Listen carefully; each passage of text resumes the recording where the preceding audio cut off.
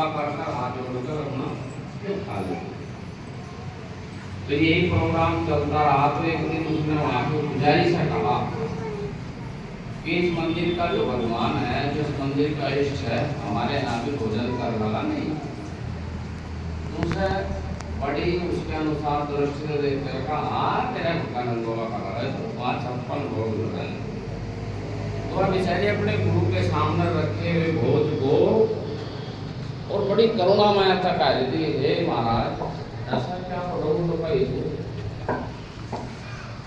तो वहाँ से उठकर वो पकड़ लिया और उस दिन बेचारे ने पेड़े थे चावल बना। तो तुमने देखा होगा बाजा बाजा जब खाता है तो उसके होठ पे या मुँछों पे या दाढ़ी पे लगा रहेगा मालूम, तो वो होठों पर लगा रहेगा। तो जब वहाँ गए तो वहाँ भी मंदिरों के पुजारी जनों बड़े घंटा घंटा हो गए, लेकिन भोग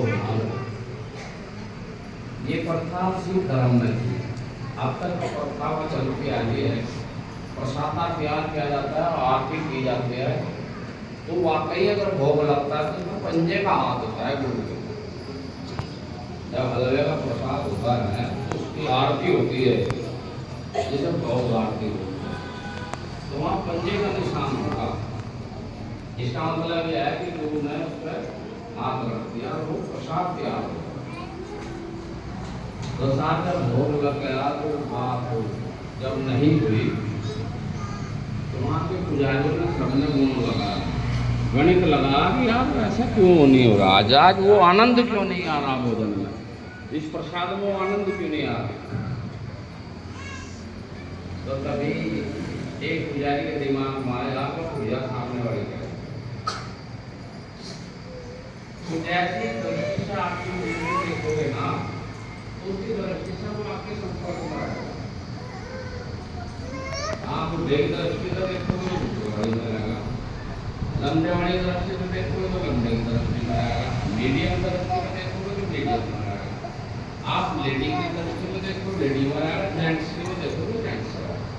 तो जैसी जिसकी भावना रही ऐसा उसको उसका साक्षात रूप प्राप्त होगा।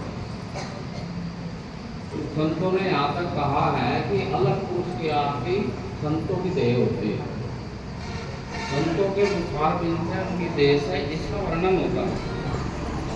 और यो जो है सबसे ज्यादा प्यार संतों को करता है, क्योंकि संतों के अगर आपने किसी का जी दिखा दे तो कितने बड़े भजनी, कितने बड़े दानी, कितने बड़े आप सेवाकारी करता क्यों ना हो, अगर आप अतिथि देवा भवा का गुण मंत्र ना आता हो तो आप कुछ नहीं।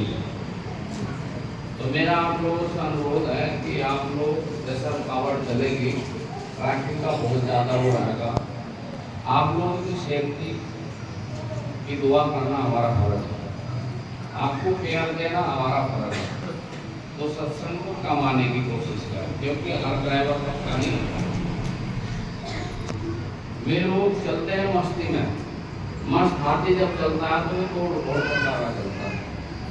तो आप लोगों से अनुरोध है कि सत्संग में आने की कम कोशिश कर, अपने घर ही भजन बंदगी जब तक कावड़ चलती, क्योंकि कावड़ में सभी प्रकार के हैं। अपने भरोसे आप आ जाओ, मेरे भरोसे आ जाओ, वो अलग बात है, लेकिन कल हमें ये नहीं कहना 10 रुपये के लालच में तो तुम्हारे भूख से जाओ खाली रहोगे, ऐसा नहीं। क्योंकि आप अगर अगर आपका स्वास्थ्य है तो जहान है, और जहान है तो संसार का धन दौलत आगे पीछे, तो इसलिए शरीर की केयर करो, ये ही इससे मिलाने वाला है। जो स्थूल शरीर है ना, इसी से ही प्राप्त होता है, इसी में ही वो आत्मा बसी हुई है जो परमात्मा को प्राप्त कराती है। कुछ को लालच आ जाता है धन का। धन क्या है? धन एक प्रकार का वो है लालच। जिसके पास पारस हो गया वो सोना कभी अपनी तिजोरी में नहीं रखता, क्योंकि उसके पास तो पारस है।